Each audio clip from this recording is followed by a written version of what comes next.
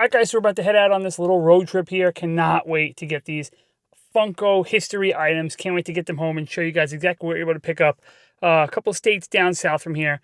It's going to be a great road trip. Can't wait to get there. Can't wait to get them in my possession and bring them home. So come along, take a ride, and can't wait to show you guys what we get.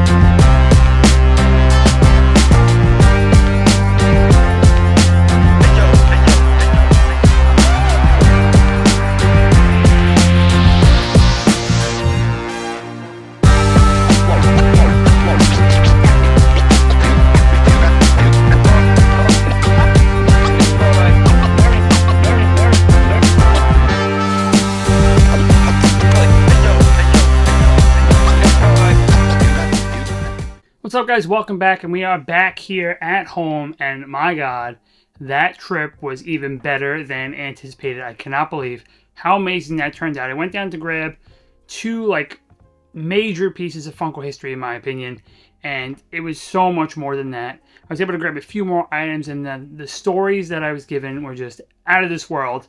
I didn't get much on film down there because it was kind of in the guy's house, so out of respect I didn't want to film inside his house and kind of throw that on him. But it was just amazing. I'm not going to say his name, but he was a gentleman that said he's been friends with Mike and Brian for a little bit.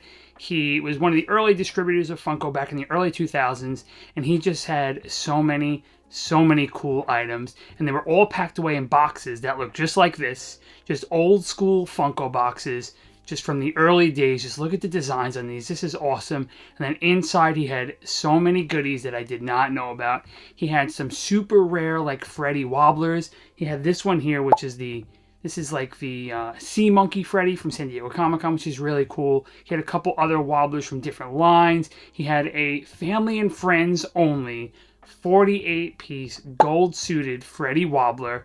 And man, did I want to take this home so bad. A little out of my budget right now because of what I bought down there. But this one is amazing. And it's also signed and quoted, thank you, Merry Christmas, from Mike Becker himself.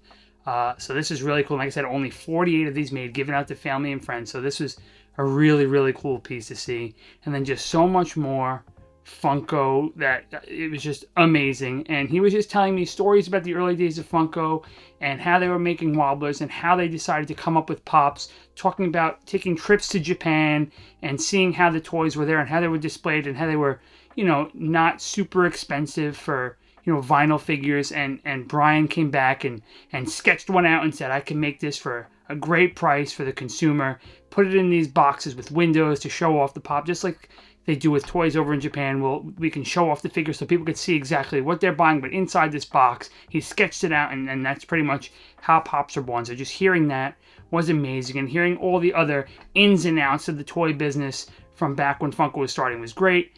And honestly, let's just get into the items I picked up, because some of these things were super cool, and I was so excited to get my hands on them, and the price was amazing. So we're going to get into it. And the first thing I got, just because it just reminds me so much of Mike Becker and early Funko, was this Super Atomic Fun Team Wacky Wobbler. And now this is just really cool. And it has their some quotes on the back, and it was a Toy Tokyo exclusive. So if you guys know anything about, these type of toys and stuff like that, Toy Tokyo in New York has been a huge supporter of Funko for a long time. They've carried exclusives at all the cons. So seeing that this was an early Toy Tokyo exclusive, and just early Funko, it's just was really cool to me. It was just an awesome figure. It reminds me so much of Mike Becker and early days of Funko. So when I saw this, and the price was really good, I had to grab this for my collection. Just and now with Mike doing that new Rocky Moto stuff, this is really just a great piece. So I had to pick this up. Then the next thing he had, which I thought was super cool, and it's still sealed in its original packaging. It was a handout to other companies at Toy Fair, to people that were looking to buy Funko, get involved with Funko. And it was this early Devil Wacky Wobbler, but like a mini wobbler. And there he is. Check him out. It says it's hot. Toy Fair 2003. And this thing is just really cool. Still sealed in this bag. This was something you don't really see often, doesn't come up often. So when I saw this, I was like, you know what, this will be perfect for me. It's just old school Funko. So when I saw this, also had to add it. These were the two smaller pieces I was able to grab out of this guy's, collection. But definitely really cool pieces that you don't see too often. I've never seen this devil before, especially like in person. I've never seen this wobbler in person before. So when I saw them, had to grab them. But I just thought it was just really cool lore behind Funko, early days of Funko. So glad I was able to grab these. But let's get into the main three pieces I was able to pick up. All right, so the next thing I was able to grab was equally as cool to me, and it still is in its original packaging, the original box that it came in. And look at this artwork on this box. This is the Funky Wacky Wobbler Big Tiki. It's 20 inches tall, and it's just a giant Tiki wobbler. And it still has the original bag. The original box is, for me, amazing to see because the artwork on this is really cool. But I just like just bigger pieces, especially from Funko back in the day. And this thing is really cool. Look at this guy. I know his head is a little loose because the glue probably came dry over all these years, but look how amazing this guy looks. He's just a big, giant Tiki Wacky Wobbler. Reminds me of like the Freaky Tiki Fun Days and just Freaky Tiki overall. This thing is really cool. I don't know where it's going to go yet. I will take it out of the bag once I get this head a little more secure, but look at this piece. This is such a, an old Funko piece that I've actually never seen this before. And when I saw this and the price he had on it seemed very fair, I had to pick it up because this is just something I don't think I'll really ever see again in person. Definitely not anytime soon. So something, it wasn't meant to be purchased. Like I didn't go down there for this, but when I saw it there, I was like, you know what? Let's grab this. So I'm very happy to have this giant Freaky Tiki in the collection. And the fact that it came in the original box, and my buddy was egging me on a little bit, but the fact that it had the original box was definitely a selling point for me to grab this piece. And now let's get to the main two pieces that I traveled to grab, and I cannot wait to show these off to you. All right, so the first piece we have here is none other than the Freddy Funko, but this isn't just any Freddy Funko. This is the Retro Freddy, but the Toys R Us display. And this is such an amazing piece. And you see it from time to time. It's in people's collections. You see it come for sale here and there, but not very often, especially for a great price. And this was the piece that was displayed in the Funko section at Toys R Us, stood tall there, getting people's attention to come over and shop their Funko section. And when Toys R Us unfortunately shut down many years ago, these pieces were either destroyed, thrown out, but some did make it out and made it into some people's collections. And that's exactly where this one ended up, in someone's collection. And now it is here, and I'm glad I was able to find this. I've been searching for this for a little bit for a good price that I was willing to pay, and I'm glad I found it. But this piece is so amazing. It's made of like fiberglass. It is pretty heavy. It's got a base here that they used to have it, nailed or screwed down at Toys R Us. But overall, a couple scuffs, maybe a little ding or a little crack here and there, which you see on most of them. But overall, this piece is super, super clean. So definitely was glad to find one in this condition, and this is such a great piece. It's just so old school, so Funko, and such a great piece to finally have here in the house, in this room. So definitely glad to find that. But this is not the main attraction that I went for. There's one more piece that I cannot wait to show off.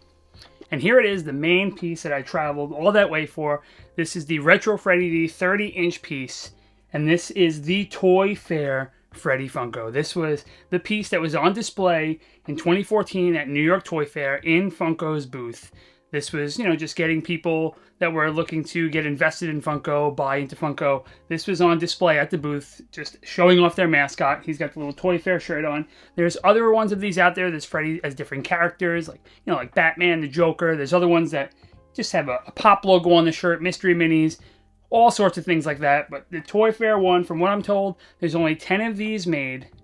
Don't know how many else there are in existence out there. I know I've seen a few. But this is one that I've wanted to get my hands on for a long time. I've wanted any of the 30-inch Freddys, but the Toy Fair one, being from New York, was one that was super high on my list. I didn't think it was ever possible. They've always been super expensive. I didn't think I would ever see one come up for sale. And this one just popped up. One of my buddies over on Instagram, I'll post his page right here. He hit me up. He said, listen, this is, I know, something right up your alley. I don't know if you're looking for this one, but check it out. I did. I messaged the guy, and I bought it immediately. I could not let this one slip away. and I love this. And the guy that I got this from, with all that other Funko stuff in his collection, had a great story behind this one too. It was the last day of ToyCon in 2014. He said, you know, he was over at the Funko booth just talking to Brian, and Brian said, hey, listen, I owe you a favor. You could pick anything in the booth you want, you know, a product, anything. And he pointed up top and he said, I want that. I want that, Freddy. And Brian said, all right, when we get it back, we'll ship it out to you. It's yours. And that's how we ended up with this guy. It's been in either his house or his storage unit for I don't know how many years, but now it's here, and I'm so excited. The price was amazing on this, and I cannot be happier to have this in the collection, because this is just a piece that I've wanted for so long, and it's the exact one I've wanted for a while. There was one that came up for sale a couple months ago for a lot of money, and I just couldn't do it at the time. And I remember commenting on the post, and I was like, I just can't do it. But it's the Toy Fair one is beautiful, and now this one has come up, and I had to jump on it. And here it is, and this is just the main attraction now to my collection. It is probably my favorite piece in my collection, and probably the rarest piece I own. But yeah, this is just such a great piece, so I'm really glad to have it here, and glad that I could show these things off to you guys also if you haven't seen these before. Now, I still may be on the lookout for other ones that were given out at Fun Days, because there are a couple of those as well that are pretty sweet. And I know there's a couple, like with the cereal monsters on the shirt, stuff like that, that were given out to members of the community at Fun Days and stuff like that. But for now, and probably for a little bit, this one is going to definitely hold me over, and this is not going anywhere anytime soon, because this is now just my favorite piece. The Golden Goose, the piece that I've been searching for a while, and I finally do have it in the collection. But let me know, guys, in the comment section down below what your favorite piece that I was able to pick up from this little journey was, and how do you feel about older Funko stuff? How do you feel about the Wobblers, the Retro Freddys, all that kind of stuff? How do you feel about pieces that were super limited, only given out at Fun Days, or stuff that was used as booths or store displays? Do you collect any of this stuff? Do you have any of this stuff in your collection? Let me know all that. I'd love to hear it in the comment section down below. I'm glad you made it this far in the video. If you did enjoy the video and don't want to miss any future videos like this going forward, don't forget to hit that like and the subscribe button. It would really help out the channel. And I do plan on posting more stuff like this going forward. I do have a couple other things lined up, and I will be visiting other stores and shows and cons for the rest of 2025. So if you don't want to miss any of that, definitely subscribe to the channel, like the video to help it. And yeah, I just, again, this is one of my favorite videos that I was able to put together. So I'm glad you guys made it this far and enjoyed it. And as always, thanks for watching.